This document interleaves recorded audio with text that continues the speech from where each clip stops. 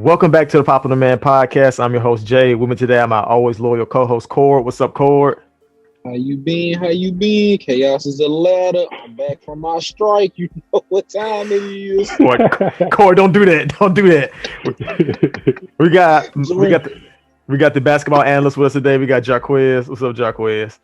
What to do, Jordan? Feel good to be off hiatus. We got Daniel joining us today. What's up, Daniel? I want to say Nicki Minaj is the greatest female rapper of all time, past, present, and current. All you bitches suck. Free Palestine. We stand in solidarity with our And then we got none other than Dre with us today. What's up, Dre? What's good, man? It's your favorite Mavs fan, your favorite Jay-Z truther. Shout out to all the teams in the playoffs, not the teams in the play-in, but the teams in the playoffs. Yes, sir. So, yes, sir. I like that. That's how we starting. Hey, pop your shit, Dre. All right. You know we do. We give our takes on basketball, music, and everything in between. I actually don't know what number episode this is because we haven't recorded like over a month. We had to take a slight break, recharge our batteries. We're gonna try to get back into doing episodes. It might not be weekly, might be bi-weekly now, but it feels good to be back. And we had to come back this week after the large music night, the biggest night in music we've had probably in a long time, with releases from J. Cole, releases from Nicki Minaj, and Migos, and Don Toliver. It's just a whole plethora of people. I think Georgia Smith released. I think she released an album, not even just a single. I think she released an album. Like, there's a whole lot of music to drop. Not to mention the playoffs start next week. I think Next Saturday. The season is tomorrow, I think. Yeah, because it's only like a handful of games left, like 2 games. Maybe some teams got 2 games, some teams got 1 game left. So the regular season's about to be over. Play-in's about to start. The playoffs about to start. So I thought it was about the perfect time to come back. We'll be about the end of the regular season. Discuss the regular season. Discuss all the music. So glad to be back. Unfortunately, Cam and DeLon couldn't be here today for the first episode back. But send our condolences. Oh, don't send our condolences. They're both. There's nothing wrong with them. Nothing's wrong with DeLon and Cam. They will be back. Cam celebrated his birthday, so happy birthday, Cam. And DeLon's out having fun with his other friends. So shout out to him. One time He ain't make time for us. You see it. But all right, getting to the first topic, we're going to talk about the offseason. I arguably would say the biggest release of this week. J. Cole released his newest album that he said he would release a week ago. And since then, I thought he's done a pretty good promo run where he went on, did LA Leakers, did 2 freestyles, or technically 1 freestyle with 2 different beats. He announced that he's going to play in an African basketball league, and I think he plays his first game on Sunday. Yeah, I think somebody on Twitter said that game will be on TV on ESPN at 7 a.m. I hadn't checked that. I hadn't fact checked that, but I need to go back and check that. He released a documentary for the offseason. Like, it's been nice. It's been nice. And he also released a single called Interlude, which is just an interlude where he's rapping for like a minute and no more than that. The album is here. We finally got it. He's actually included features. It's a 12-track album. Let's start with the notorious J. Cole hater. We'll start with Cord. Cord, what were your first impressions listening to the offseason? Hey, man, I was shocked, surprised, and confused. Usually when I listen to a Cole album, I'd be frustrated. I'd be upset. I'd be like, man, why you doing all this extra stuff? That man just came through the gate rapping. Like, he came through. He said, look, I know y'all get tired of me preaching. Y'all get tired of me coming here talking about other folks. I'm finna tell y'all what I got going on, and I'm finna rap my ass off. I love that album, man. I ain't gonna even hold you. And y'all know it ain't been a Cole project in a long time to just get me excited to listen to some Cole. But he did it. He did everything he was supposed to do. And you say he did everything he was supposed to do. What is probably like the biggest change you think for this album relative to the last couple of albums that you weren't that big a fan of? Because Cole wasn't a big fan of KOD. He wasn't a big fan of For Your Eyes Only. What would you say would be the biggest difference for this album? You already know. When Cole talk about Cole, Ain't no, it's I don't say it's people, it's some things people I think is better, but he one of the best when he just talking about himself. My biggest issue with Cole is he go drop a single, he talking about Kanye. He dropped KOD to talk about the state of the young rappers in hip hop. And when we talked about the album, what did I say? I said the best song on the album is Kevin Hart when he talking about himself, he talking about his family, he talking about what he going through. If I'm listening to your album, I want to hear about you, not nobody else. So to hear him just come through and say, look, I ain't trying to come with these profit bars, none of that. I ain't here to say hip hop. I just want to have fun. That's all I wanted. And that's what I got. Same chorus, same. And J. Cole had a lot of fun. Like a lot of fun. The beats. The beats were really good. You can just hear it in the energy of like a lot of the songs that he was rapping, like the energy he was rapping with. Like he said, fuck that whole concept stuff, fuck that whole exactly. Enough features, he's just out there rapping. Like that's the same thing I wanted from him and Drake for the longest. Like leave all that other stuff. You know, one album is cool enough to do a concept, but you know, just come out and rap. Not everybody can do what Kendrick does. And I think Kendrick kind of. And I think it's naturally. And I think it's so funny because I was like talking to Daniel when the interlude came out. You know, Daniel's gonna tell you about his opinion on the album soon, but he's not a big fan of when Cole does the whole like sing-songy melodic type style thing. But I would tell him like more than anything, Daniel, is the energy I like on the interlude. Like I can't like the like when I think about For Your Eyes Only, I can't off the top of my head, I can't really think of a song that Cole rapped with that much force as he did like on the interlude. I might be tripping, but like when I think of like For Your Eyes Only, I don't think of him rapping that feverishly. And then like so when we get to the off season, that energy is actually being matched on almost every single song where he's like from the jump, he's like rapping as hard as he can, you know, projecting his voice, rapping as if he loves rapping. And I was like, that's something that's kind of been missing from like that was kind of missing from KOD, that was kind of missing from For Your Eyes Only. He's very laid back. Like he settles into his, you know, flow. He's comfortable on a beat that he's probably produced, and he just goes with the flow. But on these, like he's attacking the beat. Like he's really getting after it. Daniel, you want to tell us a little bit, like what did you think about the album? I agree with but there's some points where I don't agree with you guys. Go ahead. I'll get into that. Hey. I personally think the album is phenomenal. I'm like 5 listens in, something like that. Interlude stinks. I don't really care what Jordan says. Every listen that I hear, I've been listening to Cole.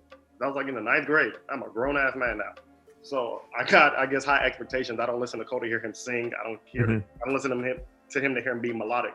I was very upset. I was telling Jordan, I'm hitting Jordan as I'm listening. So 95 South, I'm like pacing back and forth through the crib. I'm just going through rooms, just like looking at something to do because my energy is that high, because I believe he's rapping at that high of an energy. Track 2 come, all that energy just gone because he reverted back to singing, and I don't understand what's this like insistence to keep singing. I think the project is phenomenal, don't get me wrong, but there are just certain points where I just wasn't cool. I personally feel like that, you know, the millionaire, there was a few corny bars. The Mario thing was corny. I don't know why people running with that. I like the way he delivered it. I think it's when people take it out of just not let's say there's like a whole context in it, but when you read it, look crazy. Then when you just read that one line by itself and nothing else, like you don't rap it, you just reading it. It's like, oh, this ain't nothing special. But him just saying it in the flow of the song, like I didn't even think nothing of it the first time I heard it. I read it on Twitter and I said, you know what? I don't think this was the one. But I personally like him. You know, Poppin', I don't think Cole's a really arrogant rapper. And me personally, I like arrogant rappers. Like I like my rapper to tell me, I'm better than you, I'm wealthier than you, you're impoverished, like why are you here? So I enjoyed him telling No Name, like, you talking about millionaires, you're a bum, like what is this? So I enjoyed that energy. I like Cole, I like where he is. The one song, I think the name of the song, it was like let me see, the one he was going crazy on that joint. The one he was the one he was ranting at the end. Applying pressure, yeah. He was like, man, I just gotta let a nigga know, like, nigga, I'm better than you, nigga. Like, this is me, I'm that nigga. Like, you can't do it like I'm doing. I was like, yeah, Cole, talk your shit. I was fucking with you. I was laughing because like it took me like a minute into the rant to realize, like, hold on, he's just been ranting for like a whole minute. Just been talking for a whole minute. He didn't go. Yeah, I think like the last minute, You know, like some rappers, like they'll do it and then they go like they slide back into the song. I'm like, no, wait, no, he's going to close the song just doing this for like a minute and a half straight. He did Tupac at the end of Hit 'Em Up. Yeah, He was just going on. No one of you niggas got sickle cell.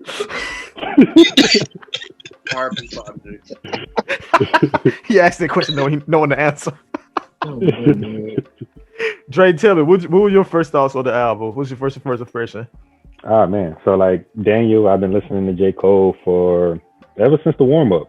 So, you know, my expectations are high with everything Cole dropped, and I absolutely love this album. Like, I don't know if it's my favorite Cole album. I need more time with it, but I've never Cole album initially this much. Like, so honestly, this album, it feels kind of like a mixtape to me because there's like no real like theme to it or whatever, and what's up, Michael? Come here. Sorry, y'all. This is fine. It's fine. Hey.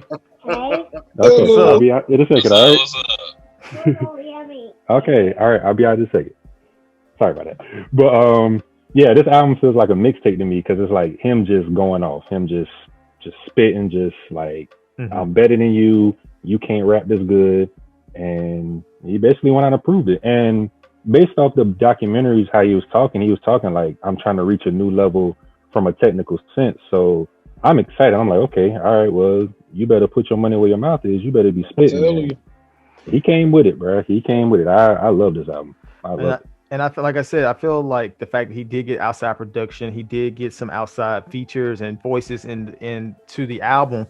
Like I said, it didn't allow him to be lax. Like he couldn't just go in there and just rap half-assedly or just give a spit an okay verse with an okay energy. Like he had to come in like, okay, I got to. I'm gonna give it my 100 every time I go in here in the booth. So he didn't produce all of those songs. That's what I was gonna ask her. No. He had DJ Dahi. He had Timbaland. He had it was a plethora of other names. Jake One, Boy Wonder, I believe. See, damn, that makes me think like, what was it that he just couldn't? Not that he couldn't rap, but like as far as the songs where he was on his own, like damn, maybe if he just had features and other people inputs, maybe those albums like For Your Eyes Only or KOD may have been a lot different of albums, or the songs may have been hit differently if he had outside voices. I hate to cut you off. I don't like the narrative that like is created around Cole. Like he's just been like releasing subpar music for like eons. No, he's not. No, I love KOD. Cord hates it. I love KOD. I had to shirt on yesterday. Cole just started solely producing because Forest Hill Drive has outside production. Born Sinner has outside. Everything has outside production. He produces a lot of it, but it's not like it's always just been solely Cole. So I don't really like that. It's a lot of in-house though. It's a lot of in-house production. Like I think this is the least he's produced. And it sounds like Cole albums. Yeah. And it wasn't that I was saying it was subpar. I was just thinking maybe those albums wouldn't be, because people. Like let's just be honest about it. A lot of people call it that. They call it melatonin, Bram. Like they don't. Yeah, but people say that, but then the album still like double platinum. So somebody's lying at some point. Somebody. Yeah, no, definitely. I'm streaming it. I'm just saying maybe it would have been better. I think Daniel, even if you think those albums were good, I think it says a lot that while I think that J. Cole did become too infatuated with the idea of, I could just do the entire album, the whole album by myself, and people seem to, and that is a feat, like not to sneeze at or anything like that. It is a feat, but I feel like he still handicapped himself. Like I think Forest Hill Drive is a good album. But sometimes now after hearing this, I'm having to wonder to myself, like how much better could it have been if he had features that complemented him and what he was trying to do on that album. And like I think about that like on KOD, and like I think now about For Your Eyes Only, like those albums, like how different could they have been if he got artists that could complement those tracks and bring another voice. Yeah, exactly. Like a lot of songs, I know for me, a lot of the songs on KOD, like in the beginning, because I love the second half, but the first half of KOD, I felt like his hooks were just not it. Like his hooks would just motivate. Yeah, he just, somebody that he was trying to make a trap album. I'm sure he could have got some type of trap feature, and that probably would have sounded a whole lot better coming out of somebody else's mouth. I agree. I'm you this one. I agree. I just don't like Mm-hmm. I don't know. I've had like a few Cole conversations, of course, recently, but then over the span of like the past decade. Yeah. And I think the internet sometimes create narratives that then like spin off into real life. Because I feel like prior to the internet, there were conversations about Cole I feel like I'd never heard. Mm-hmm. But then like these topics like become a thing, people become emboldened, and then they start to repeat and like replicate what they see. Then it speaks. So it throws me off. So once I agree with you, I personally don't like KOD. I just told Galon, that's the Cole album I enjoy the least. Like I just don't think it's good. That's why I don't really pay attention to what Ibrahim says, because when it dropped, he was like, "Nah, this is his best work ever." I'm hyped. So then I listened. I was like, That's a homie right there.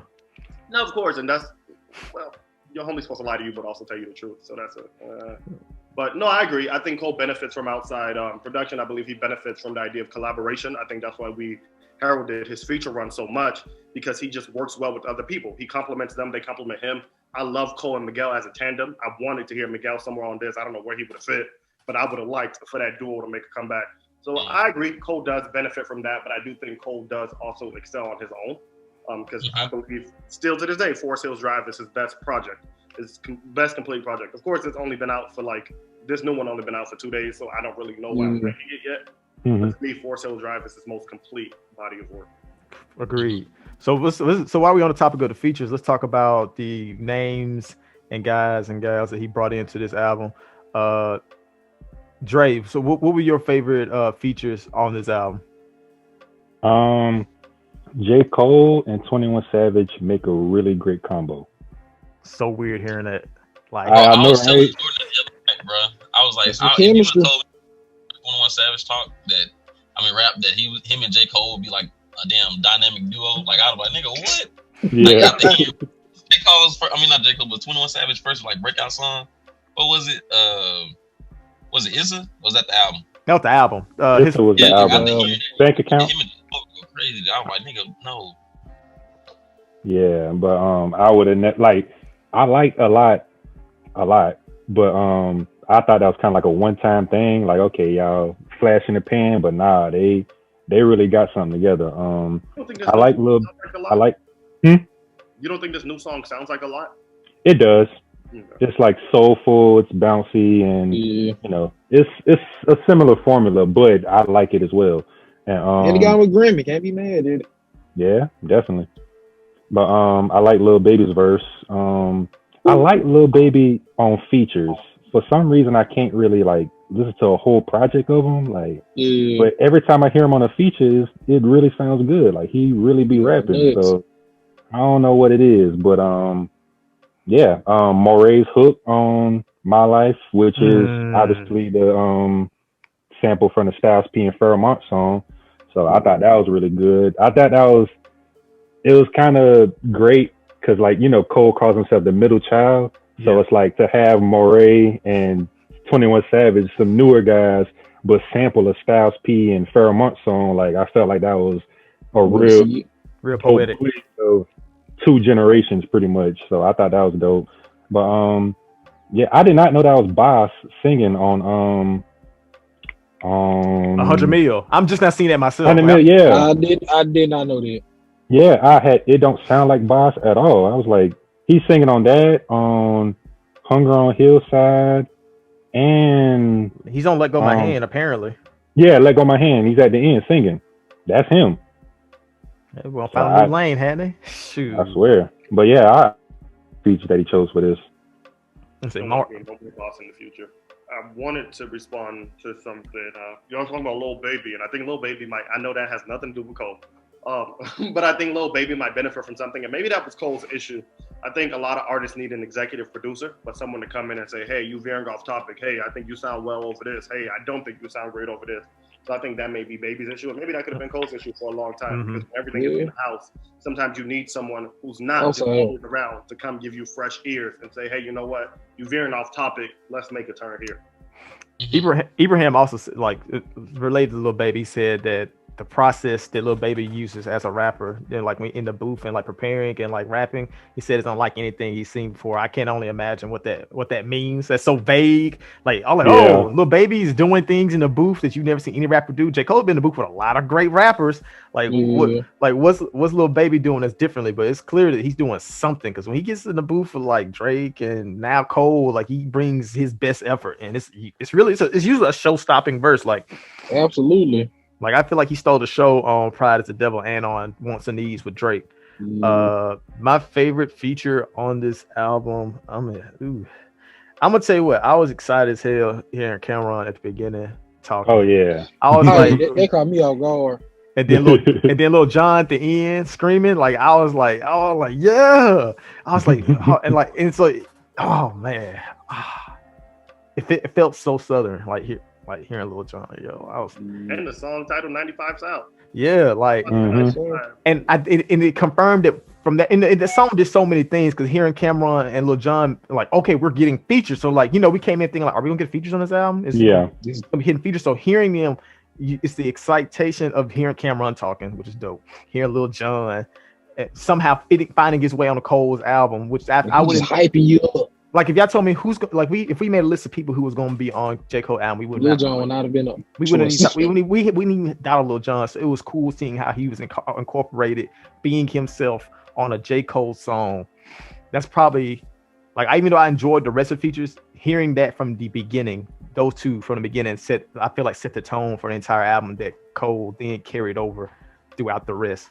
So that was probably my favorite features of the album. What about you? What about you guys? Y'all had a feature y'all want to talk like? I think we touched on everything. Honestly, I just enjoyed the album, the entirety. No skips for me. Me and Jordan talked that night it came out. Man, Jordan was excited. Jordan hopped in the party. Jordan was excited that whole week. I'm listening to nothing else. He said this is Cole's best album, and I was like, you know what, Jordan, I might have to. I had the cosign, but we gotta let it breathe before we come out. We come out with that hot take. I'm gonna put it on wax, because I usually don't ever just make broad proclamations like that after hearing an album for like the first time or ever like a couple of times. But sometimes I hear stuff for the first time and they just invoke a thought in me, and I thought to myself like, yeah, I don't think I felt this way about a J. Cole album on the first listen ever, and that's why I said I think this is his best album yet. From the energy, from the rapping, the production, the features. There's not really much I could complain about. Though, Jordan? What's that? I feel like it's another reason why you may feel like that is because you went into those other projects with probably higher expectations than you did with this one. So that's true. That's true. These last two albums, let's say they were below your expectations. So you went into this, you like, well, let me lower my expectations, because you did say that. You said you said you was thinking before this album came out, maybe I've been too hard on Cole. And then he came out and he was rapping his ass off, and you was like, damn, you know what? I was wrong. You know what I'm saying? I was right to be as hard as I was on him. And that's because your expectations was a lot lower. And I feel like that's the best way to listen to music, is to not give it, have expectations, or, Yep, absolutely. Try not to put people on too high of a pedestal. Just enjoying the body of work for what it is. Exactly. I'm gonna keep real with y'all. I thought he would come on here with vaccine bars and talk about no name and books. That's what I was expecting. This is a surprise. You thought wait. You thought Cole gonna talk about books, Cord? Man, I ain't gotta read a book. Check my pockets, some shit like that. Y'all know how Cole is. I mean, I feel like he kind of used to be. I mean, man, that's what I heard. I don't know what you heard. I'm gonna say this: it felt like a little shot, but he don't read, so it don't matter. I got my thinking cap on. That's what I heard. He don't read, so it don't matter. But. Do you guys have any other takes on any other first impressions, like something else? Go ahead, Corey. Ebro said Cole got 4 classics. I was disgusted. Doing some nasty takes. We ain't getting into that. So I think Cole did in a row. 4 in a row. He said 4 in a row. Did a good job on this project, Cord. I'm definitely purposely speaking over you. I think Cole did a good job on this project. I think it is far superior to KOD. I will always feel like Cole's an elite artist. No, I don't think Cole's like an Earl Sweatshirt type rhymer. He doesn't have to be. I don't think you need that to be an elite MC. No. So, I think it's a great project. I'm intrigued to see what's coming next supposed to be. It's the fall off, or it's a boy, or it's a boy then the fall off. And even on this, he makes references to the fall off, like after the fall off. he says he's gonna start touring. So yeah, I'm just intrigued to see where he goes from here. We didn't really talk about the documentary, but to me, it's like an extended music video because that wasn't even 20 minutes, so I don't feel right calling it a documentary. Mm-hmm. But he seems to be kind of jaded by hip hop. I was talking to someone recently about Cole, Nicki, and Kendrick and how they're all the same person but different. So she was saying how, all of those three artists are artists that kind of prioritize their private life and kind of like give you what they want and then just back up and disappear. And I think, funny enough, at the same time, I think all three of those artists recently, in one way or another, have expressed, this pretty much looking like the end. So I'm intrigued to see what path Cole is going to carve out for himself for the end, because I think the end is imminent. I feel that coming. So I want to see how that goes. I just want to track with Dot and Drake before he they got to give us that on the fall off. And I agree with you, Daniel. Like, I think that Cole knowing this is the end is also what's made him like say, okay, this is about to be the end. Let me, like I said, let me cement my legacy of who I like. Let me leave with these guys with what I want them to see me as before I go. And I think that's why he was able to come with this brand new revived energy, because he had a goal. I had actually said this a while back. I remember I think it was on Nas' album It's Done. I think he was rapping about, I think he mentioned like retiring or something like that. That was like back in like 2017. I can't remember exactly when. And I thought to myself, like, you know what? Cole don't really be talking about being the best rapper alive anymore. And he used to rap about doing that all the time. Like, I was looking to his older mixtapes before the album dropped at midnight. And I was like, Cole was rapping about being how he wants to be the best rapper alive on like almost every other song on his older mixtapes, these Lucy's that he didn't make his mixtapes. I'm like, I don't ever hear him say that anymore. I don't ever hear him talk about how he wants to be better than the next man up. And I feel like he kind of lost his goal and purpose going into albums. And I think that's why he had lesser energy, like entering like For Your Eyes Only and KOD. But now I feel like he has this new goal of, I want to better myself. I want to be an elite rapper, and that's why I want to be perceived. And I think that new revised goal of his is what led to him rapping better on off season. And I think that's what gives me high expectations for the fall off, because I know he wants to go out with a big bang. So I know he's gonna go all, he's gonna pull out everything. Last album, or we just speculating? Well, he posted on Instagram a while back. He said, I got some things on my checklist I want to do before I scram. And like on it was like Feature Run marked out, Revenge of the Dreamers marked out, and then it had circled. Next was the off season. And next was like a title said It's a Boy, and then the next title was the fall off, and then it was like the top paper was like the fall off era. So when he said he's hinting that that's going to be it for him. Rappers don't ever really retire. Word to Logic, most recently. So yeah, but that's probably going to be his unofficial retirement. That's going to probably be his unofficial last album.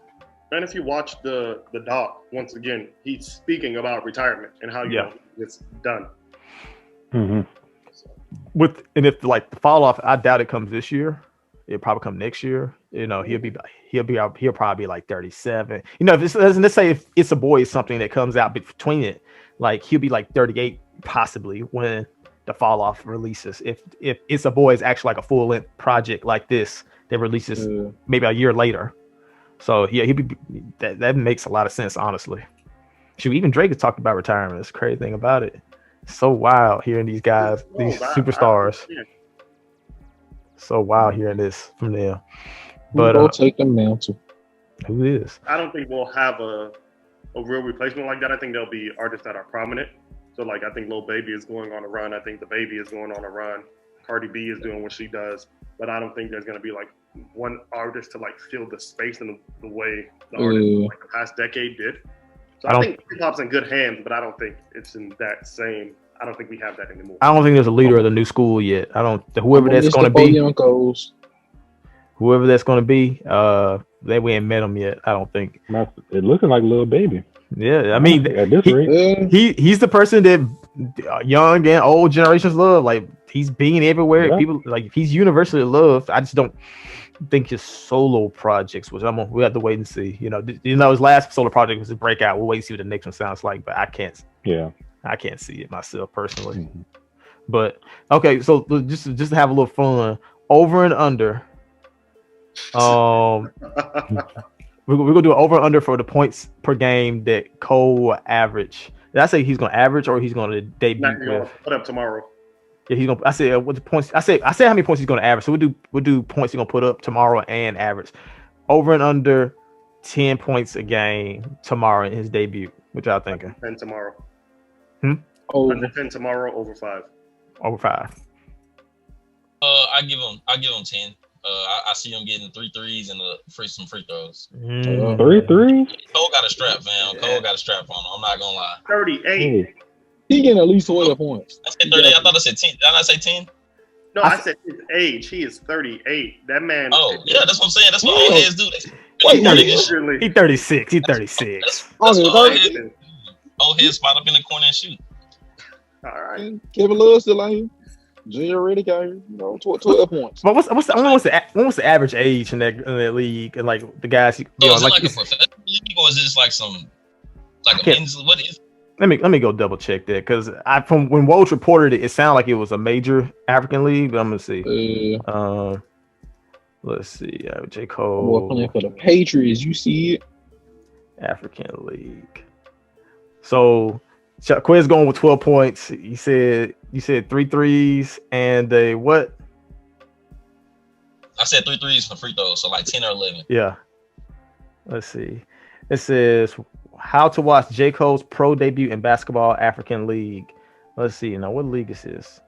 They're playing the basketball African League's inaugural season, so I think it's just the African basketball league. What country are they playing in, or like what team are they playing? Let's see. My boy got that hooping with Chris Mabute.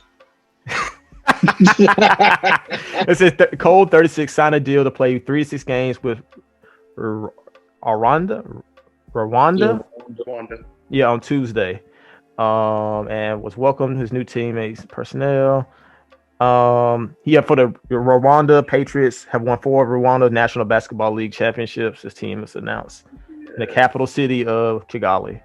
So, yeah, you'd have a better idea exactly where that is to me, Dan, I think. So while I think it says a lot about the league that they're signing a 36-year-old rapper. That's my respect for Cole, because anything that's going to bring like a positive push as far as image towards Africa or anything connected to Africa, I got to respect. And I know this is just like old man delusion and him just wanting to like live out a dream. So I'm sure he doesn't take this too seriously, but I can just respect it because, well, one, he probably couldn't have been signed anywhere else. But the fact that he's still doing this, I like that it'll be a positive look for Africa and the African League. And I'm sure some people will tune in, get them some views, some dollars, whatever. I'm sure fans will buy his jersey. Oh my, Cole could definitely play in the Drew League. The game played in the Drew League. Cole could definitely play in the Drew League. Anyway, I'm glad that he's doing this for Africa, and I think it'll be good work on that end. So how y'all think this conversation went? Like, do y'all feel like Cole's like, hey, let me pay y'all this amount of money to let me hoop on y'all team? Y'all feel like he like they had like open gym and he just happened to show up and they're like, is that J. Cole? And like he dazzled him and made the team. Like I think he just told his agent or something. He was like, hey, bro, I want to hoop, and then his agent was like, bet, and he just found him. So kind of like that's kind of how it works with anybody signing up. Like they just tell their agents like, hey, yo, I'm trying to hoop. And that agent go and just contact everybody, and then whoever gets back is like somebody got an answer. Now I wonder if that's the only league that answered, or did he have other? It's kind of like LaMelo Ball in the Lithuania. You know, like his dad was like, "Hey, who trying to sign my son to come hoop?" And like I wanted Lithuania to say yeah, but then Cole like, nah, I ain't going there. You see what I'm saying? Like I wonder how many I wonder how many leagues say like, oh yeah, we glad to have you, J. Cole. And here like, nah, I ain't going there. You know he only hooping in the motherland. You already know that. Yes, sir. Yes, sir. Wait, do y'all remember when Lil B tried out for the Warriors? Oh, I actually don't. Hey, that was a minute ago.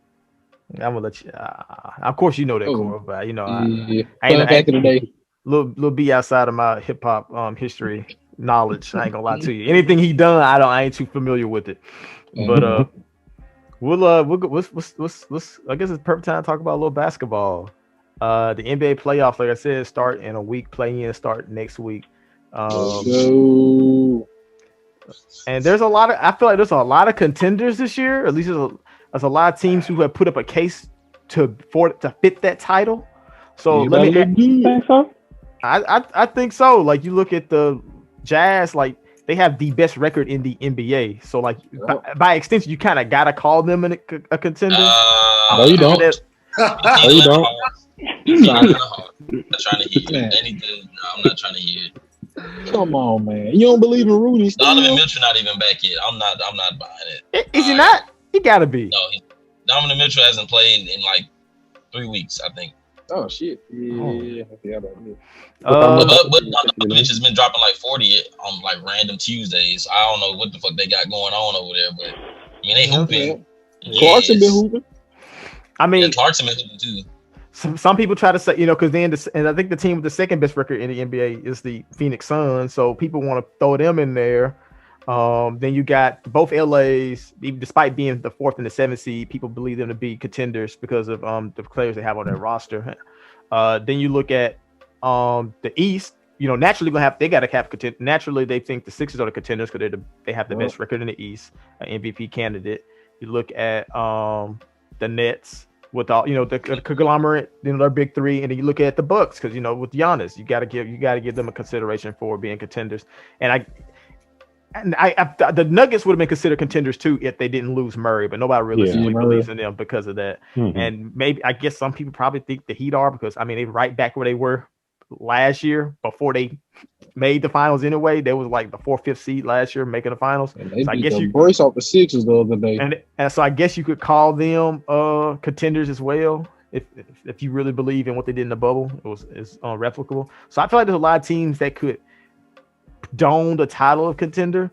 So I'm gonna ask you guys, who do y'all feel like is the most dangerous team outside of both LAs and the Nets? Who you think is the most dangerous team out of the East and the West? I think the Bucks are starting to click at the right time. They're peaking at the right time.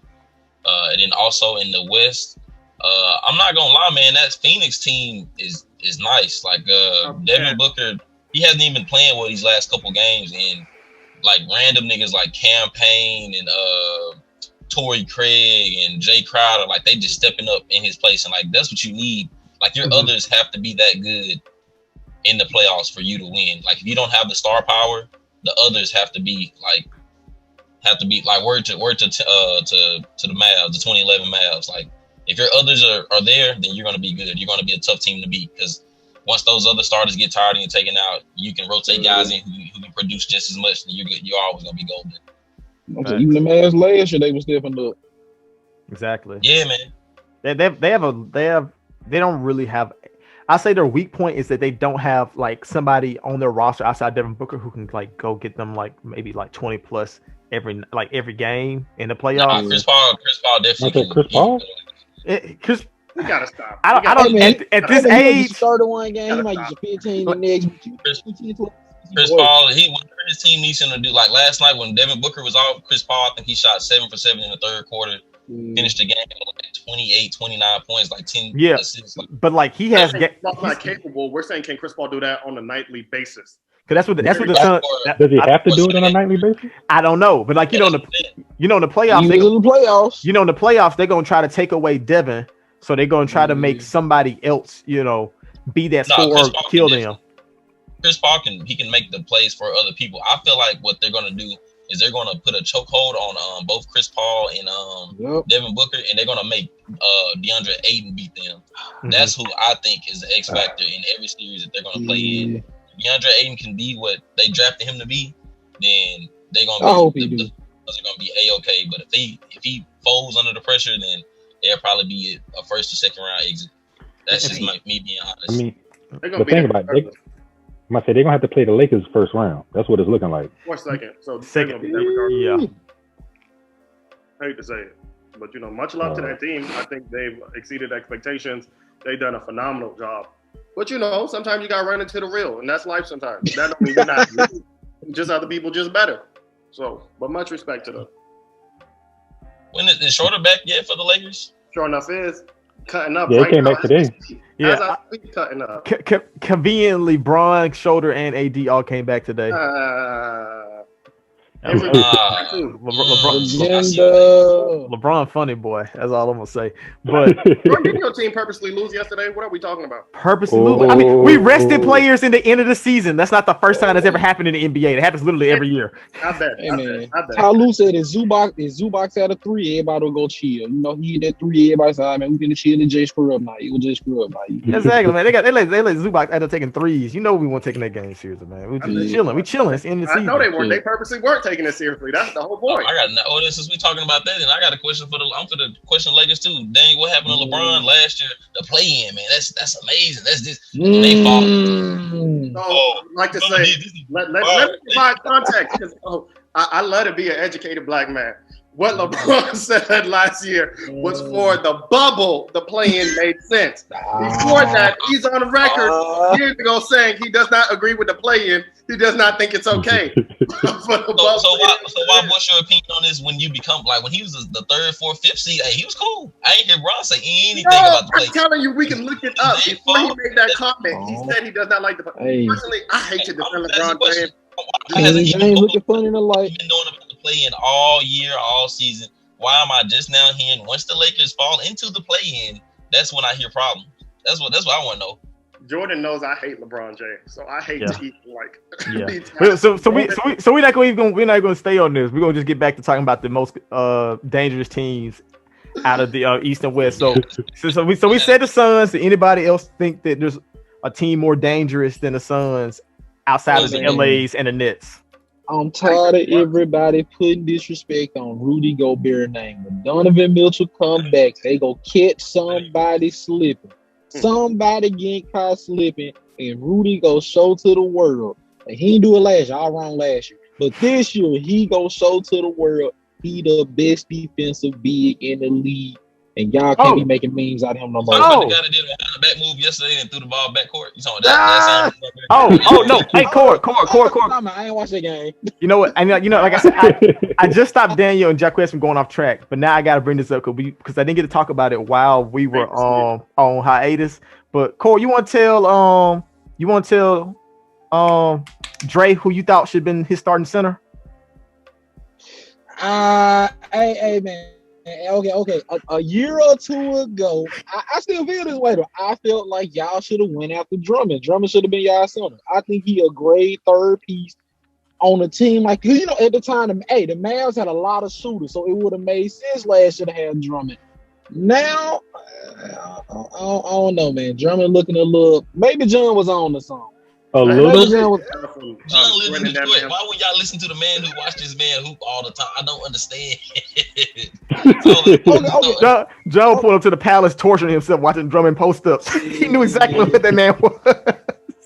But at the time, I was like, it's him and Blake, man. You know, they got Reggie Jackson. The lineup went too hot, so he was just going out there just doing the thing. But it would have been him doing his thing. You right? Seth Curry, Tim. It would have been him and a bunch of shooters. I felt like he would have thrived. I've never. But you know what's funny about that though? It's like I was actually considering it. Like when he was a free agent or whatever, and when they bought him out or whatever, I was like, you know what? Maybe we could bring Drummond in because normally Drummond has been like the first or second option. And that is not what anybody wants. So I was considering it. But once he went to the Lakers and I saw that he was just some straight up mid, I was like, and I'm trying to dodge that bullet. I'm trying to be respectful of my analysis of Drummond, but I've been a Lakers fan since I don't even know. I watch Robert Sacre. I've never been more you a real fan player than Drummond. He big, but he don't really got no post moves. His hands big as shit, but he could never catch the ball. Even today, I'm seeing LeBron throw passes and it's just slipping through his hands. He don't really understand the concept of rebound and putback. And I just don't get it. And I'd be so frustrated texting Jordan. And there's some things I said, I won't even repeat it because I can't believe I stooped to that level to say it. But I've just never been so angered watching a player play. Oh, man. All right, Stephen A. Yeah, he stinks. He's not he good. Should have went to Boston. He should have went to Boston the phone. And Jordan tried to convince me that Drummond was going to be exactly. He was like, "Nah, I'm telling you, Daniel, This is what y'all need. Now, I'm gonna tell you what. I saw Bron turn water to wine with Dwight, JaVale McGee. I just could not fathom. A Hall of Famer. I could not fathom that Andre Drummond. I could not fathom that Andre Drummond could not benefit from the Bron stimulus. Let Lakers fans say when they first got him, and Andre Drummond, he's a top 5 player in the league, man. Who said that? Kareem Abdul-Jabbar. Man, I was like, bro, you don't think it's a reason y'all get this man for this cheap? Do you not think it's a reason why the Cavs just said, you know what, you can have him? You know, we don't even want nothing back. You got him. The Pistons traded him for nothing. Literally second rounders. Literally second round picks. Yeah, that's so nuts when you like really think back on it. But so go back to the Cords thing. He said the Jazz are, he thinks, the most scary team out of the LA. Somebody slipping. I'm gonna tell you what, Corey. You keep saying that. I think we're gonna be the ones that gonna have to play them in the second round. And I ain't gonna lie to you. I do not want to play the Jazz. I ain't gonna hold you. They have a lot of wings they could throw at Kawhi and PG. And most importantly, like despite what you say about Gobert, he locks that paint down. And the Clippers already struggle with getting points in the paint. So it'll be even to have somebody like him in the paint contesting the few shots we're even getting there. Like I just don't like it, man. Like, and I would say this: I would much rather watch Zubac put Drummond in hell than watch Gobert put Zubac in hell. I'm gonna put it that way. And Zubac usually does fine against Gobert. It's just that Gobert keeps people like Kawhi and PG from driving to the rim consistently, and like one of them games he put. And to be honest with you, like 20 and 16, like he put some crazy on Zubac one game. And to be honest with you, the team that was exploiting Gobert the most every time he went to the postseason was the Rockets. They played Rockets. It was the team that could play 5 out. Like there aren't really that many teams in the West that play like that anymore. The teams they're going to face the first round, well, technically it's the Warriors. But the Warriors are not equipped to beat them 4 times in a series. Like they're equipped to maybe steal a couple games, but they're not equipped to beat them 4 times.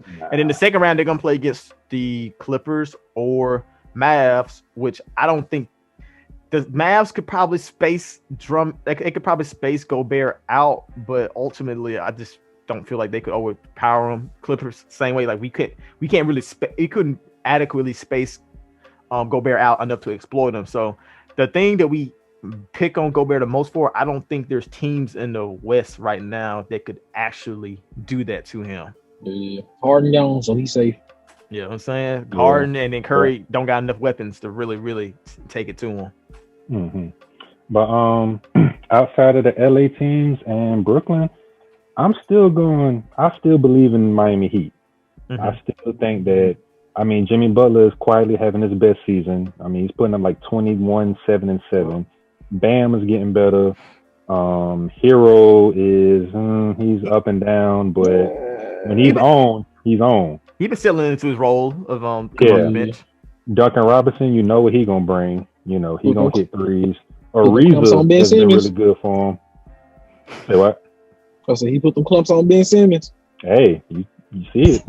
So Ariza's been good for him. They still got Iggy, secondary playmaking, defense, championship experience, and you still got Dragic.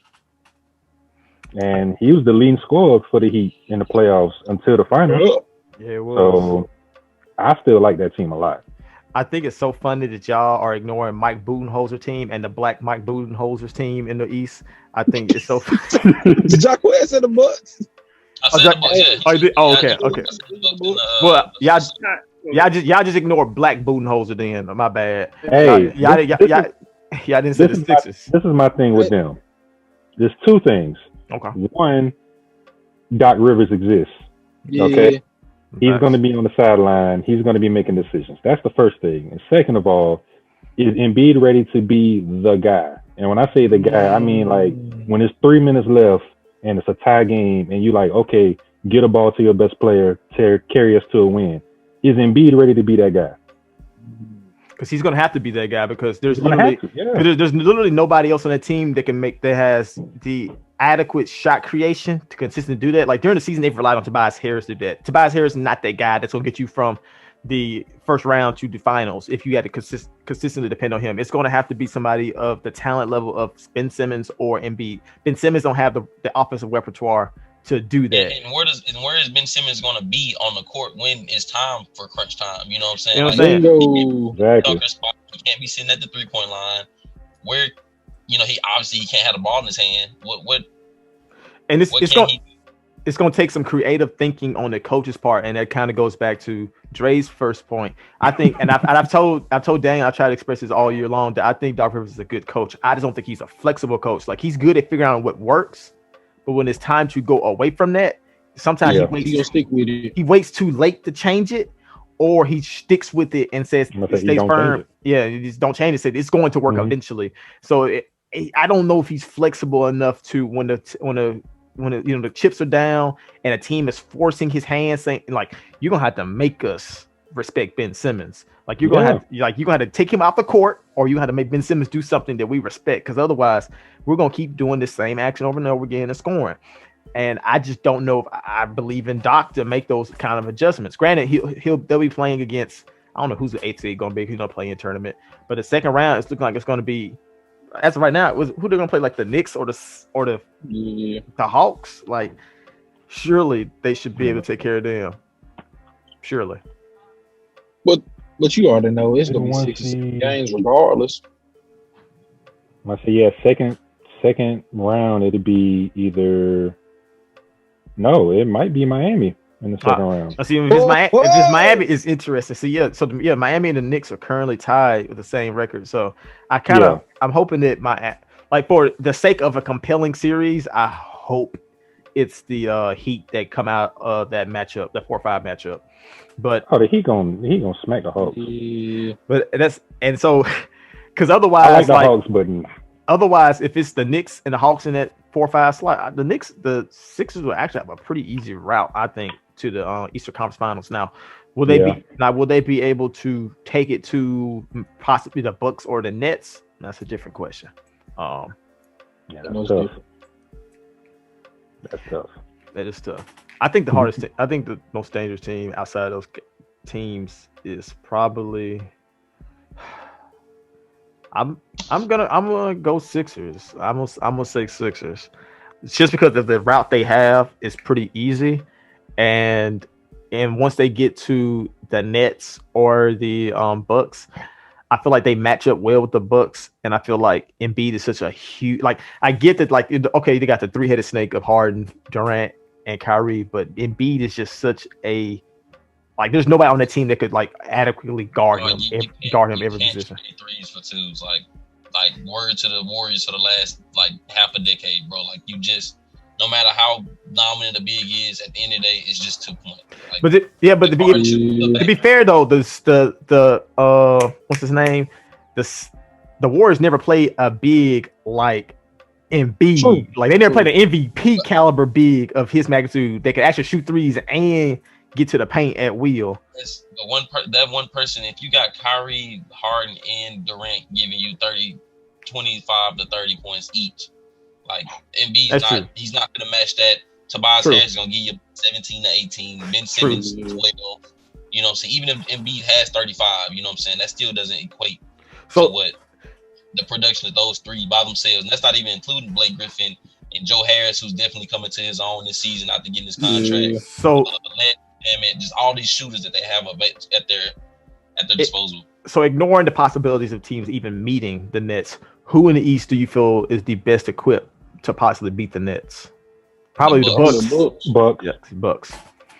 That's why I think I was being a little too nice about the Sixers. I kind of talked myself into that because I want Giannis.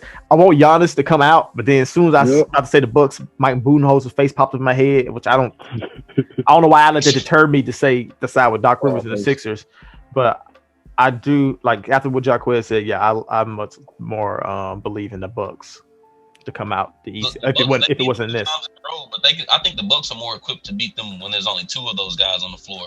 I don't think that they can even beat them when all three of them out there. It's hard. It's hard to imagine many teams beating them guys when they're all healthy. But I think the Bucks had the best chance because they have some perimeter defenders and they got some. Yeah. And the team as a whole can score a lot as a whole. Mm-hmm. So the Sixers though they struggle to score sometimes. So that I don't think Brooklyn got anybody to stop Giannis.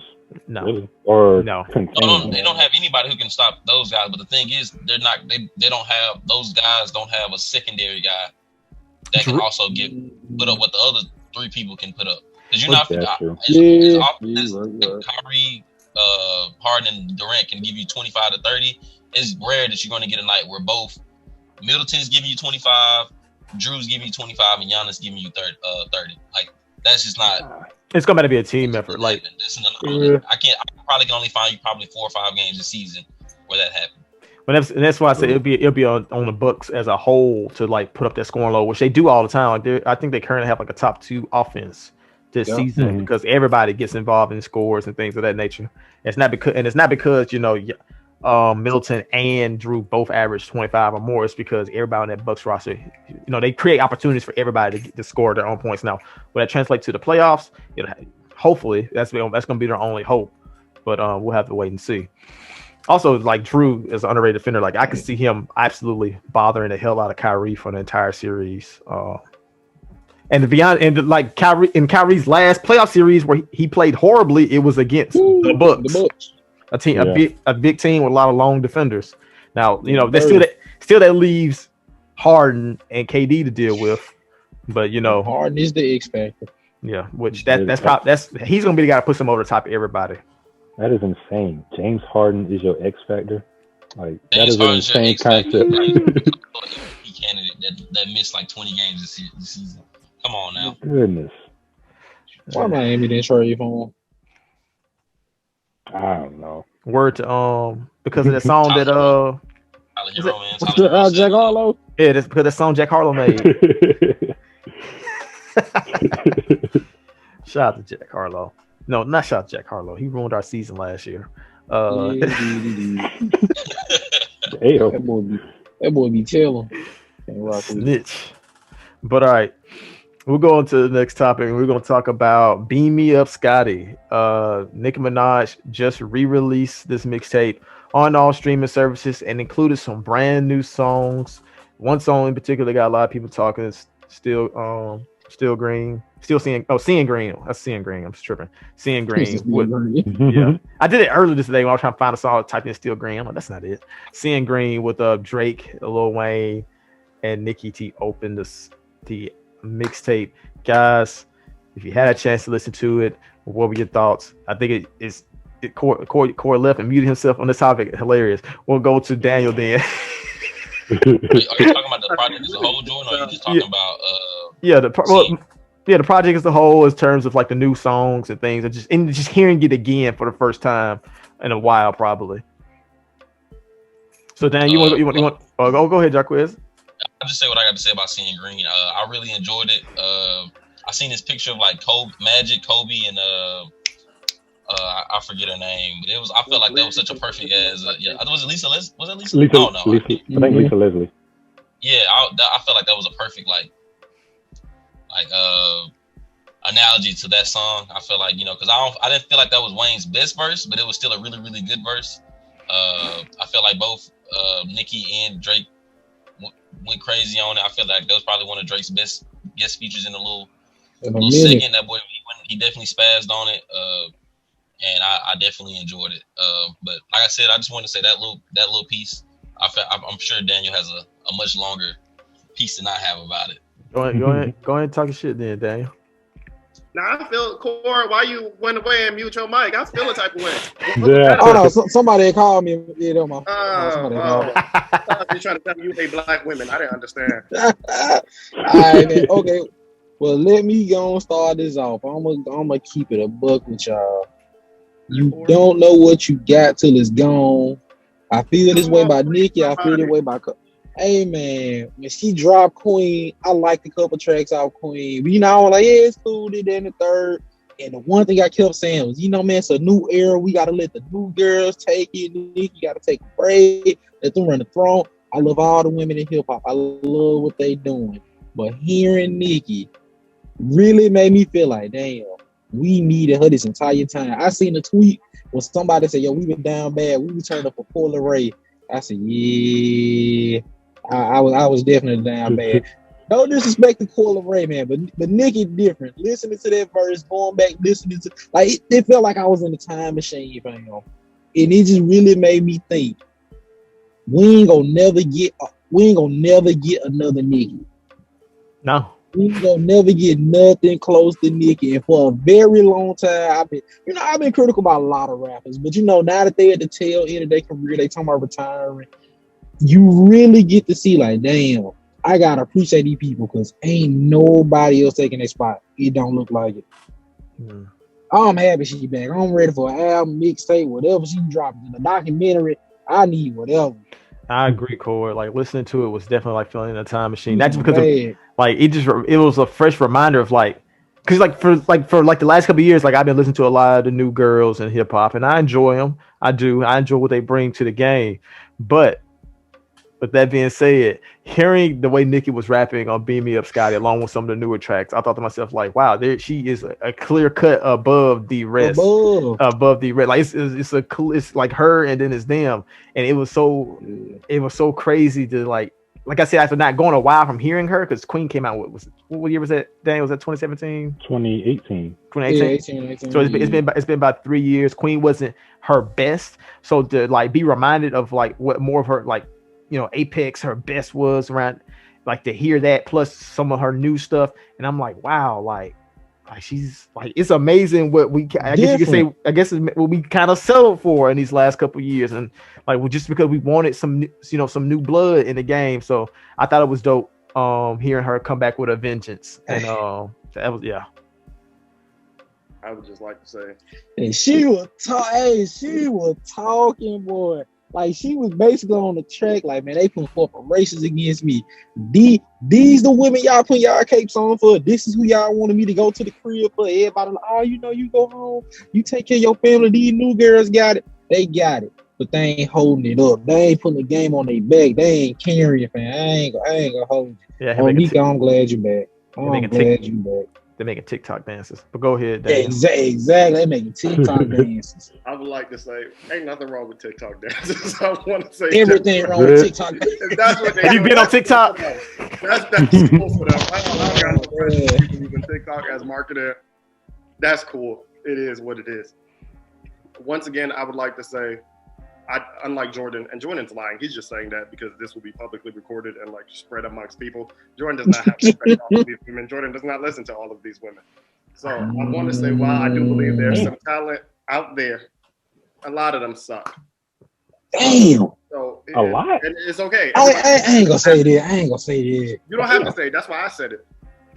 They growing. They learning. I'm here to say, I think Meg Thee Stallion is a phenomenal rapper. I love to hear her freestyle. I love when it's just like her on like a real Southern beat. She is a insanely subpar songwriter. The music just stinks. It's not good. Love her. I love everything she represents. The music just not good, and that's okay. I think Cardi B, I don't know if she's, whoever it is, they're putting out good music. I think Cardi makes enjoyable music. I think she's a terrible rapper. So I don't think there's like one woman that I think is like doing just like a phenomenal job on all like ends in the way a Minaj would do it. And yeah, I think the music is good. Beam Me Up Scotty is now 12 years old. I think Beam Me Up Scotty is still better than, excluding Nicki Minaj. I don't think, since Beam Me Up Scotty came out in 2009, so whatever woman has been dropping music since 2009, I don't believe they have two projects better than Beam Me Up Scotty. That's very fair. Go back and listen. Yeah. Jordan Rhapsody is included. So I ain't like Rhapsody. I'm gonna throw it out there. I literally said I agree. He gonna put a name in my mouth. So but yeah, I think it's good. It's always good to hear Nicki rap. I didn't think I'd ever hear Nicki and Drake on wax together again. I didn't think I cared to ever hear Nicki and Drake on wax together again. No Fraud sucks.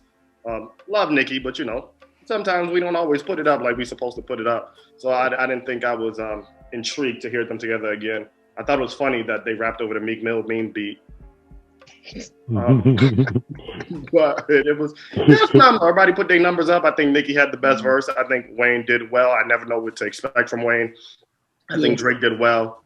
He held on. Wayne held on.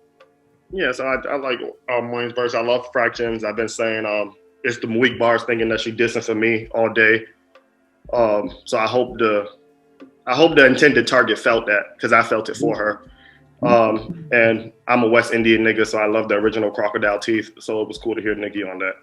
As I said, there's a lot of. I think it definitely hit its target because people on the TL copping please. Dre, how'd you feel about the release of "Beat Me Up, Scotty"? I really do like Seeing Green. I think it was really good. I would probably agree that Nicki had the best verse. Wayne's verse was really good. Drake's verse, I'm not as crazy over it as most people are. Like, I like it, but I like the Crutches line. Yeah, but a lot of people saying like, "Oh, it's one of his best features" and all that. I'm like, I've heard a lot better. But what was the last Drake feature? I can't even remember. What was our last Drake feature? It was Drake feature where he rapped. It was probably BB King Freestyle, which I checked. I thought that came out this year. It actually came out November of last year. Yeah. So that was his last feature. That was his last feature. Cause we heard him rap on. He dropped the Scary Hours 2. No. I mean, the last time he was featured on someone's stuff, not. I was correcting. I was saying what Jordan was trying to put out. Yeah, so I think it would be BB King Freestyle because technically I don't think that's his song. That's Wayne's song. It's Wayne's song, yeah. So that was a really good verse. I love that verse. Yeah, but I like Fractions. I like the new songs, and obviously Beat Me Up Scotty. I mean, I was 9th grade when that came out, and that was everywhere. Like, you couldn't find a girl that wasn't playing that mixtape. Like, I don't think I ever even like heard the mixtape all the way through, like just in song order, but I know all of those songs, like literally. Like, it was everywhere, and it was refreshing because, like, obviously I like a lot of the female rappers out now, you know, but as far as like mainstream, like, man, they ain't got it like Nicki. Like, I could imagine none of the mainstream acts putting out a like 23 track album and rapping for 23 songs, and me thinking like, okay, they do what they think on like every song. Like, I think literally, like, I don't want to keep digging on. I think like, how many songs on Meg last album? I think it was close to 20, like 13, 16 or 17.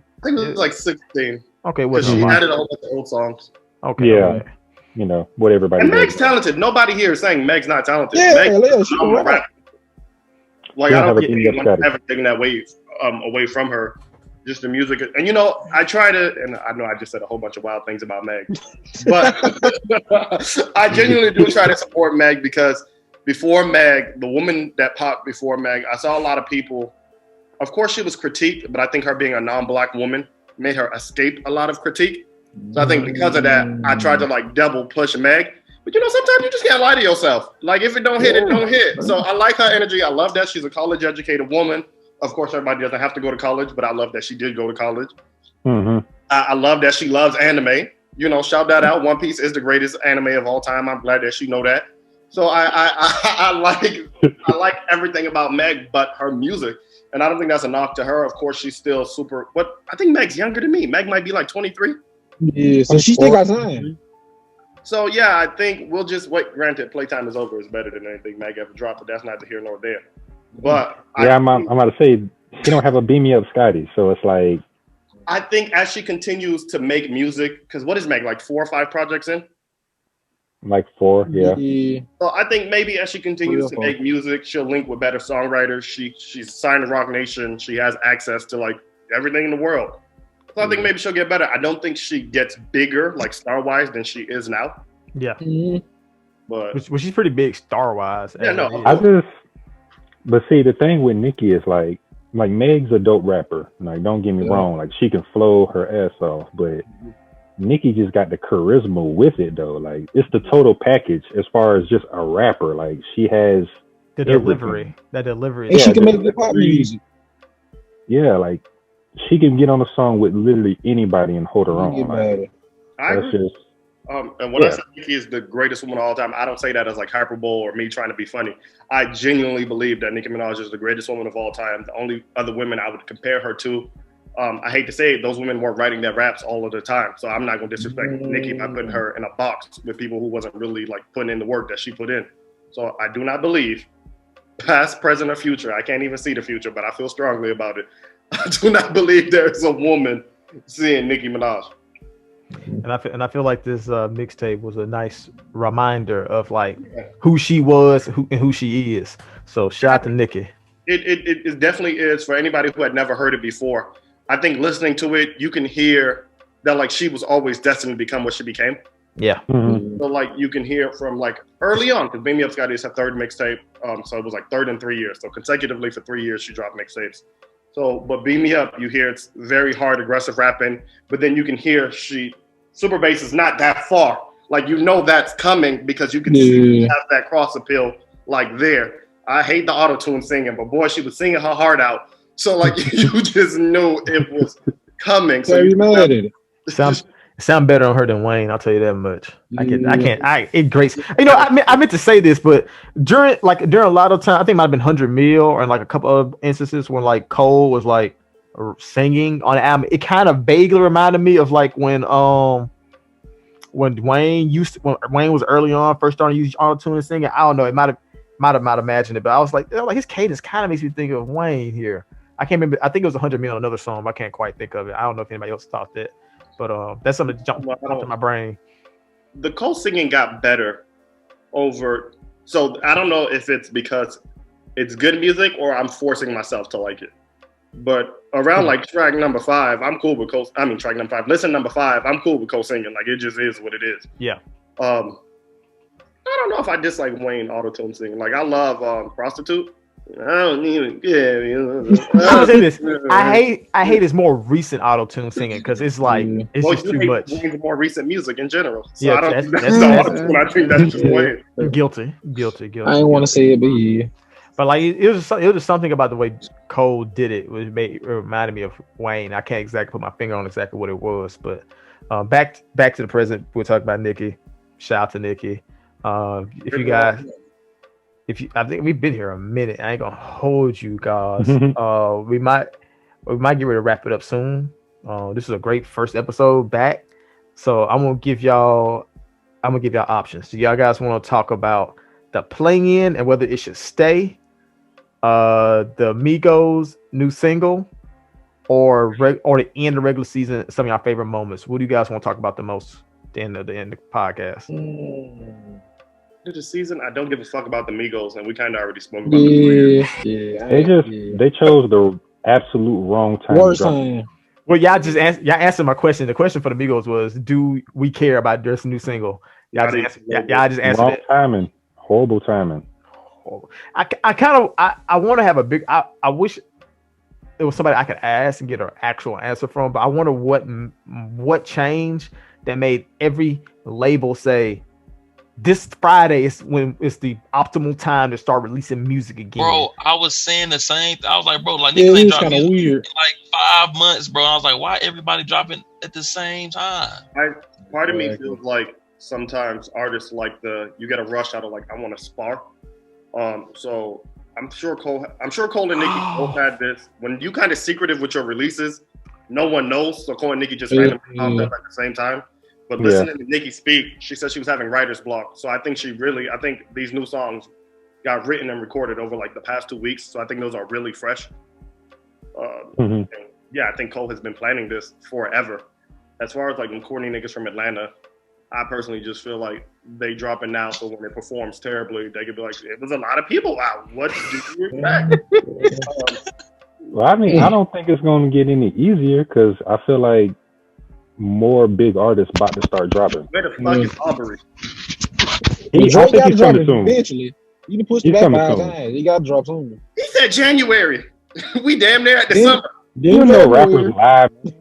You know that's what they do. That is a hip hop fact. Niggas, rappers do be lying. But now he tore his ACL, bro. He couldn't rap. Yeah, I see, and it's so funny because like when I said this I said like an older episode. I was like, okay, tore his ACL, so it ain't gonna come out January, it'll come out February. And I said, wait a minute, man, that ain't how ACLs heal. It take a minute. They take a long time. Him saying his ACL has nothing to do with him putting out music. Hey, bruh, he can't multitask. He got to do his rehab, and then the album will come. He ain't trying to He be was acting in the wheelchair. He can rap in the wheelchair. Y'all know what time it is. He ain't trying to. The album was supposed to be done. Niggas not touring. What does the ACL matter? He ain't trying to. He ain't trying to be. Post some pictures and shit of him walking on his Instagram. That nigga cool. Video from fucking dropping that music. I ain't seen that. That nigga talking about rapping. You said that I've done great things with 2 Christians. Nigga, I ain't seen 1 Christian in like months. There's nothing wrong with that nigga. It's wild to me. Yeah, and I saw him on live. You're right. I saw him on live walking yesterday. That's what I'm saying. Nothing wrong with that nigga. That nigga. Hey, man, with the money he got, he can buy a new ACL. He probably did while you cracking jokes. He got an ace out the black market. Yes, sir. Call some phone the mob ties. But all right. So y'all talk. Y'all rather talk about the play-in or we'll talk about the play-in tournament because I feel like this.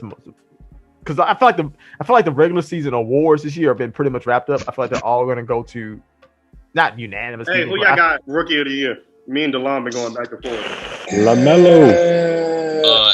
Anthony Edwards. Anthony Edwards averaged 20 points and he played the entire season. I'm gonna say LaMelo. I love LaMelo, but Anthony had some moments. Y'all mind if I quote Bill Simmons? I haven't fact checked it yet, but I'm about to fact check it right now. It was like about a month ago. They were talking about how Anthony Edwards could possibly win Rookie of the Year, and he was saying like, yeah, Anthony Edwards, he averaged a lot of points, but he was like, do you know who is? I think he said since the All-Star break or whatever it was. Like, you know who has led the league in field goal attempts? And it was Anthony Edwards. And I was like, damn, that nigga been shooting like that. Like that. Nigga, he's shooting like 41% from the field, bro. Like, he's scoring a lot, but he's shooting a lot. Yeah. LaMelo is like, he's scoring, rebounding, assisting, winning games. Nigga, he did that for half a season. My nigga, he didn't play. He played 70% of the game. If Zion Williamson didn't get it last year, then LaMelo ball should get it. LaMelo played 50 games this season. Yeah, like Zion played less than half the season. Like, yeah, I think he played directly. He played like right at half, and LaMelo's played like 70% of the game. 2/3 of this. Let me see. Let's see. Zion stats. I'm conflicted because I want LaMelo to win it, but I think there is a argument for Anthony Edwards. I text Jordan the other day. I don't know what game I was watching, but I was watching him.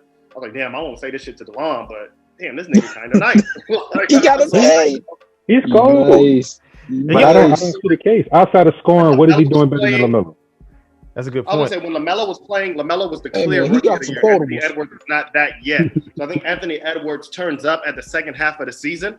So not to knock him, but I feel like LaMelo from the jump has been this. And Anthony Edwards has to work towards that. There's nothing wrong with that. So Zion played, LaMelo played 49 games before. He's played 49 games so far out of this 72-game season. Zion only played 24. Like, come on. So he played 2 times less. But you know what this reminds me of? What though? Because the season ended early last year. 24 out of what? But it was 72. Remember they cut the season down to 72 games. Yeah. No, I'm saying 24 last season. They only played 72 games last season. Yeah, if I remember correctly. So Jacquez, I get what you're saying. You're not wrong. Well, you're wrong about the LaMelo Zion comparison, but you're not wrong in saying Anthony Edwards has played the whole season. But I don't know. It's a toss up. If they gave him co-rookie of the year, I wouldn't care. I think that'd be the best thing, but I don't think that's what they're gonna do. I think they only do that if your votes tie, which I don't see how the hell that happens anyway. But I will also say this: against LaMelo. If LaMelo win, I need a full hour-long interview with Anthony Edwards. I'm trying to hear all that. That boy got some quotables. But hey, if I'm looking at their stats right now, he averages about four-ish more points than Melo. Melo averages 3 more assists than him, and Melo averages 1.5 more rebounds. But he's played 20 more games than Melo, 21 more games than Melo. So I think that's gonna be a factor. It's definitely a factor. It's definitely. Oh yeah, the Hornets are in the playoffs. Man, they are in the playoffs. But but the thing is, I think it would be more compelling if they had been in the playoffs and they were slide out of playoffs without LaMelo. Like they held their own without LaMelo. Yeah, they was winning. Yeah, that's true. They was winning. That's the only. That is something voters are going to do. They're going to be like, well, LaMelo team's in the playoffs, as if he was the sole reason why they got there, and like they would have made it without him. he contributed to it, but like the fact, like they've been winning games without him. He missed 21 games, fam. 21 games, and there's a lot of games. They were in the position because of his play. They were already in position. No, if you're not on the court, just like LeBron, why are the Lakers a 7th seed right now? Whoa, that's because LeBron and AD got hurt. That don't got nothing to do with nothing. That's what I'm saying. That's what I'm saying. Gordon Hayward got hurt. They got hurt. Exactly. Like 3 starters out. Yeah, the Lakers. Miles Bridges was hooping with him. Miles Bridges hooping without him. Just go throw that out there. Shout out to Miles Bridges. He missed like 3 to 4 starters for like a good chunk of the season. I don't think that's a good comparison. No, I'm just saying he's missing. They were missing starters because Gordon Hayward hadn't played the whole season either. Also, what's name hasn't played. Melo hasn't played the whole season. So they were. That team got some firepower. Don't sleep. That team got some firepower. Yeah, it's kind of hard. Like LaMelo did contribute to assists. It's hard to say how much he contributed to this assist. That's the question because Gordon Hayward. I think before Gordon Hayward went down, they were fine. When he went down, that's when they really started to trend downward. Because you're losing Gordon Hayward and LaMelo, so not having both was a big downturn. But like LaMelo, 2 other point guards, they can be starters on. Like for instance, like LaMelo was on the Timberwolves. Like I don't think that team would have been anywhere. Oh, they ain't winning shit. They would have been dead. Sorry to love, but hey man, again, I had. Outside of scoring, rookie is about your stats. They don't care whether you're winning or losing. LaMelo got better stats. The story doesn't. It's not MVP. It's not narrative based. But LaMelo got better stats. So if we're talking stats, then LaMelo has better stats. He has. I just named out his stats, and he's only shooting 2% better than him. LaMelo's shooting 44, and Anthony Edwards shooting like 41.8 or some shit like that. So basically, let's see, LaMelo, and they both shooting like sub 30, like 30, the lower 30s, and what's the name? So but that means Anthony Edwards only got him beating at points per game, and then technically LaMelo has beat and everything else. So technically he got this. Exactly, man. Yeah, y'all gotta keep this in mind. Like Anthony Edwards is on a poverty franchise. Y'all gotta give him some credit now. Come on now. I mean, y'all would have called the Hornets a poverty franchise before this season started. They doubled the assists. And a lot of their players made them their 3rd-year leaps, like PJ Washington, Miles Bridges. They made their 3rd-year leaps. It's some firepower on their team. That's what's supposed to happen. LaMelo's averaging double the assists. Y'all know that. Yeah, and LaMelo's the point guard. What do you mean? That's just like saying Chris Paul averages more assists. And he's averaging more rebounds. And Anthony Edwards is supposed to shoot the ball. That's what he's out there to do, is to shoot the ball. Cody Zeller, they still can we really? So I guess the question is, I think the fact that the only thing that's making this a conversation is the fact that LaMelo missed games. So I think that just shows you that literally LaMelo stats are probably superior. LaMelo does that over a whole season, and obviously, but he missed.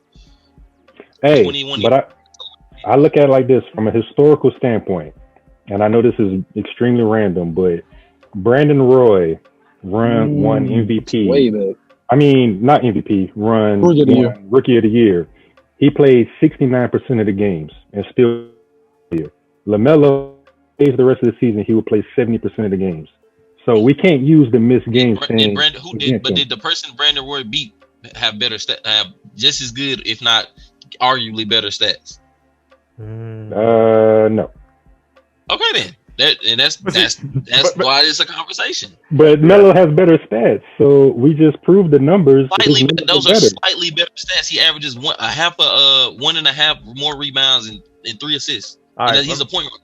More assists. I'm all right. I'm gonna tell you what. I'm gonna stop it here because we talking in circles at this point. It's clear there's 2 sides, and that's what's gonna make this vote. So I think the vote's gonna be very close. I think that people are gonna because of the missed games. There's gonna be people who factor that in. Also because of people have recency bias. A lot of times the MVP and the other awards are decided in the second half of the season, and people have the 40-point games from Anthony Edwards fresher in their head than what LaMelo was doing before the All-Star break when he got hurt.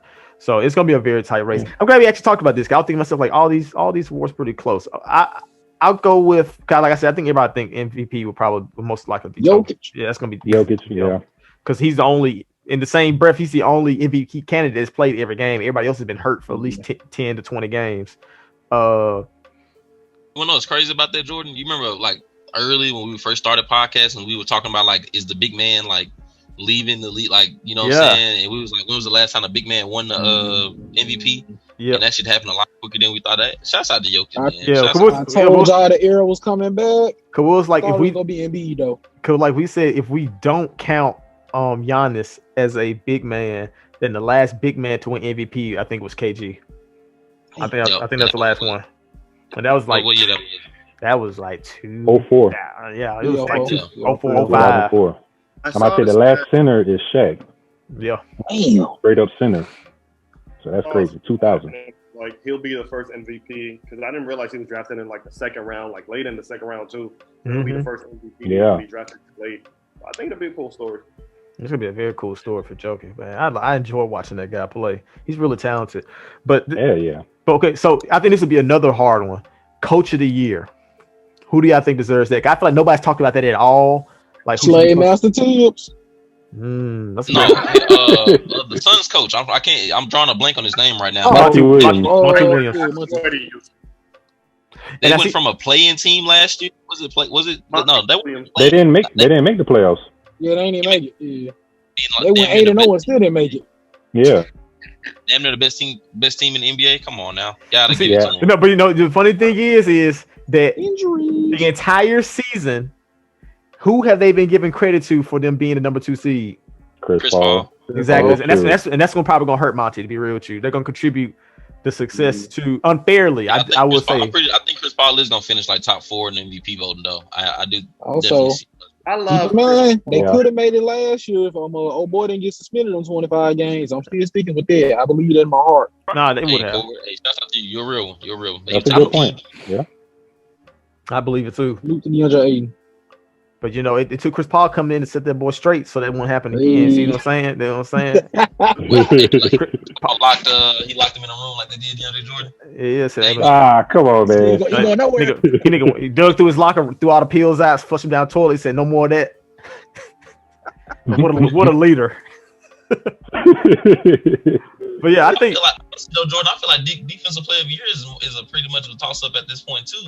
Okay, so before we go to defensive player of the year, because I agree with you.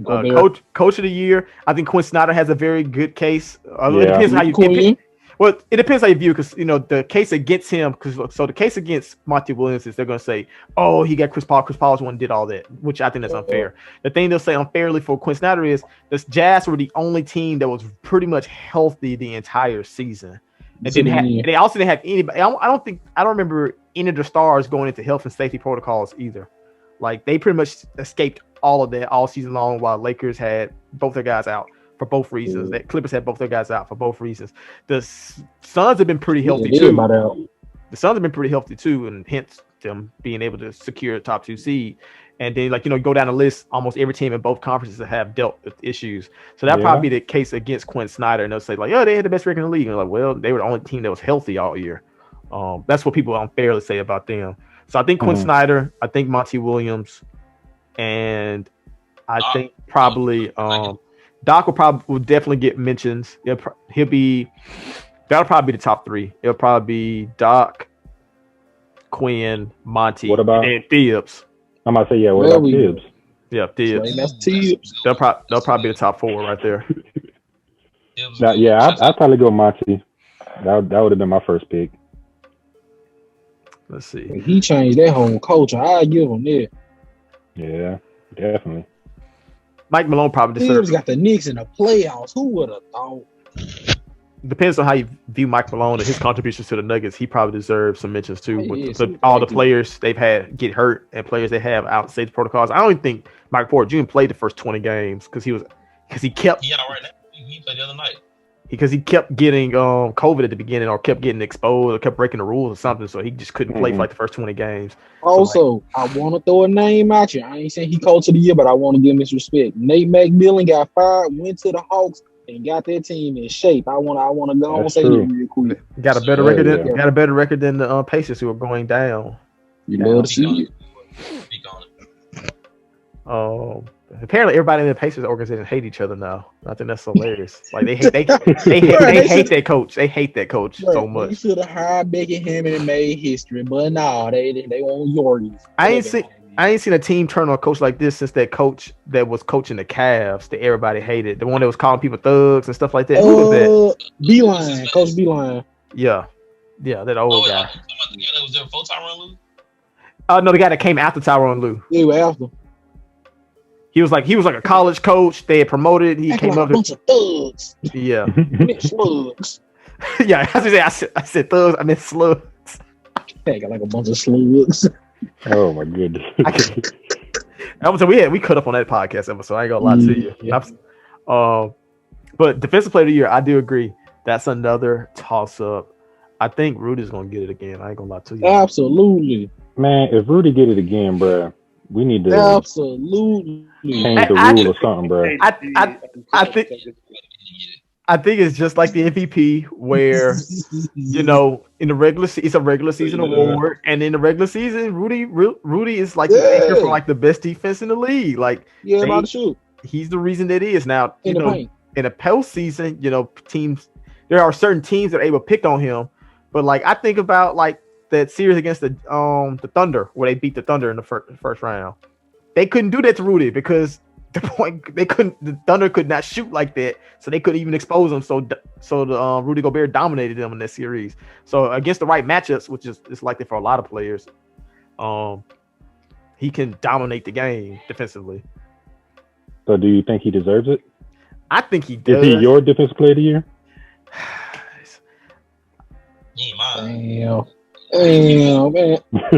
Hey, man. I think he is, honestly. I think he would be my vote. I think I would choose Rudy Gobert. I don't like Rudy Gobert. I don't like the guy. I don't like how he acts or his attitude. I don't like none of that. But I do think he is the defensive player of the year. I would probably take him over Ben. I'm gonna say I got Ben. I like Ben. And then what about Bomb? Bomb. Damn. Yeah, Bam, he's up there. He beat 6 points the other night. I just want to throw that out there. I tweeted this. I think I deleted it. When all them niggas got hurt, his defense slipped, but that's because he had to carry more of an offensive. Offensive. I think that probably was going to hurt his case. It did dawn on me. I'm pretty sure you guys have realized this already, but it didn't dawn on me until recently. I was looking like I think I saw reading a piece on Drew Holiday, and he was like, "Yeah, I'm absolutely defensive player of the year. I believe that." And I thought to myself, like, you know what? Every year, Drew Holiday is never in the top 5 for defensive player of the year, and yet every player has vocally said he is the hardest person to break free of on defense. And he had all these teams willing to trade a lot to get Drew Holiday, all of them recognizing how good of a defender he is. You have these teams, these organizations, these players all coming out and saying, you even got media members talking about, oh my goodness, Drew Holiday is such a phenomenal defender. And yet for some odd reason, he hasn't been in the defensive player of the year conversation all year. I don't. These awards are all narrative, and it's just about who they like, man. I really don't know how Rudy Gobert either. I don't know how Rudy Gobert became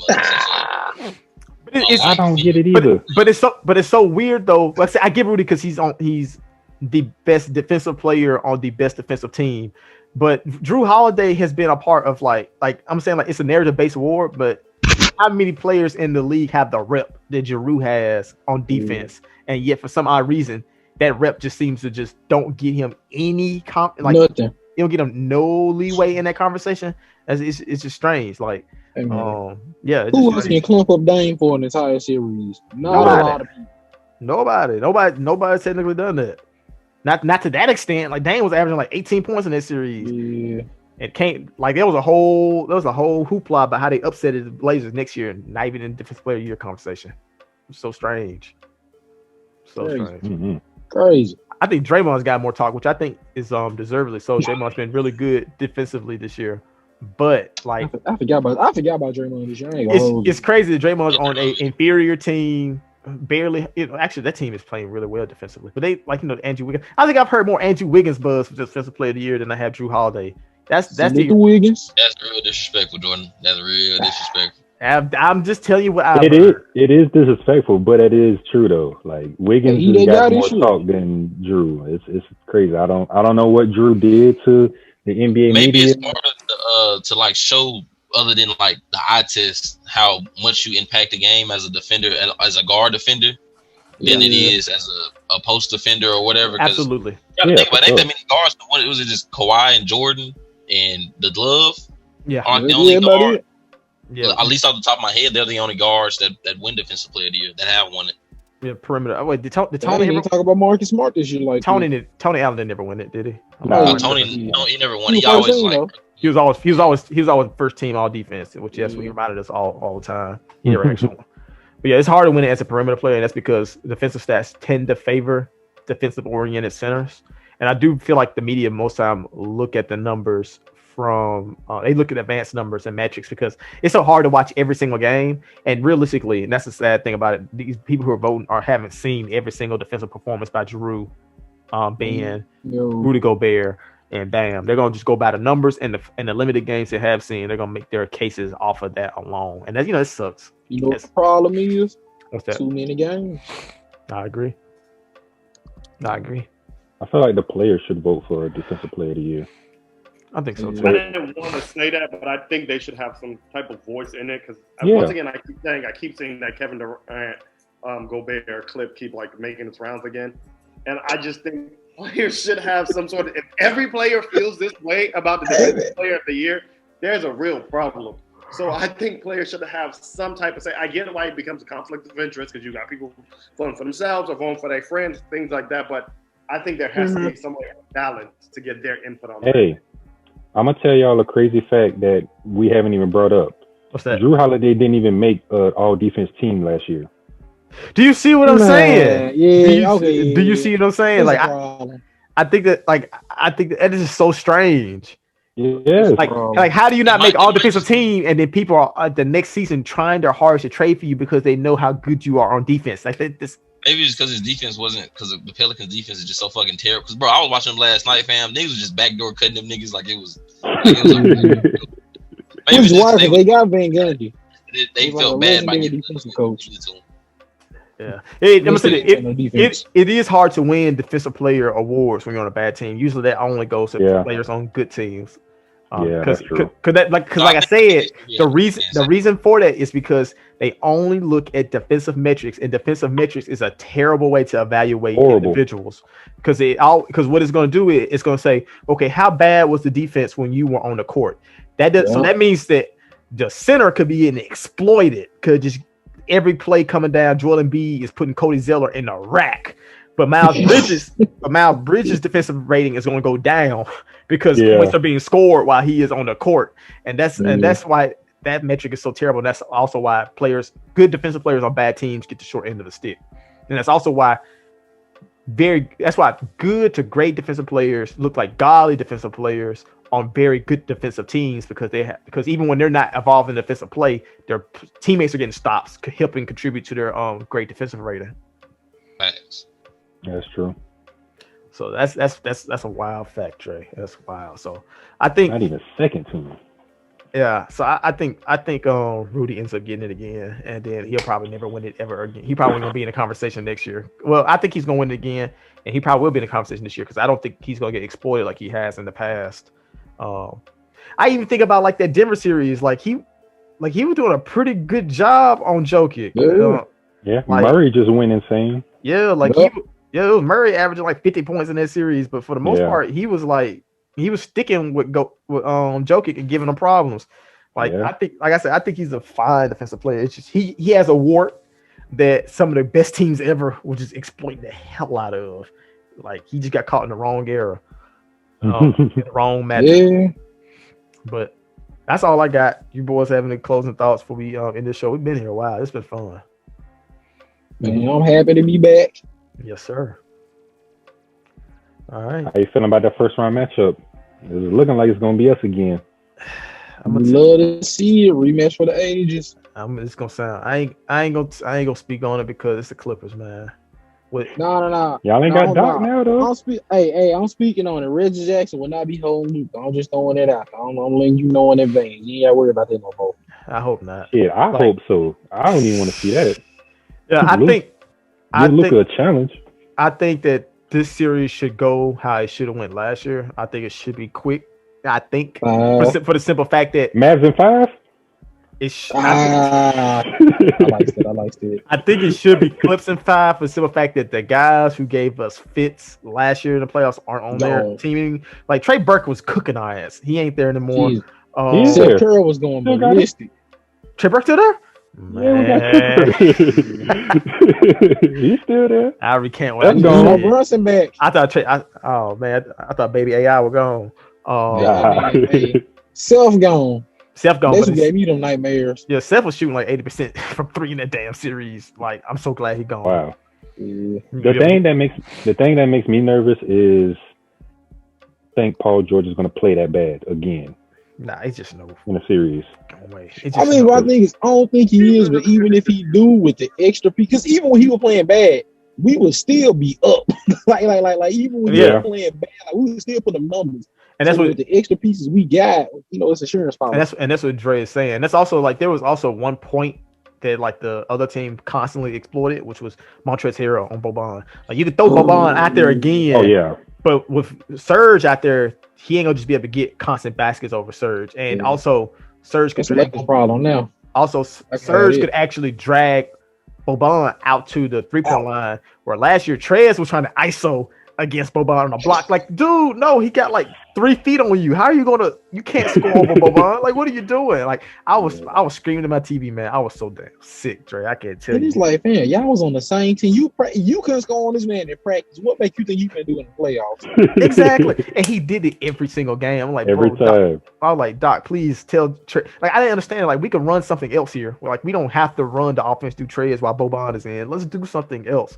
And so that point of exploitation will no longer be there, and Blue is no longer there, who is also a person that they could attack on defense.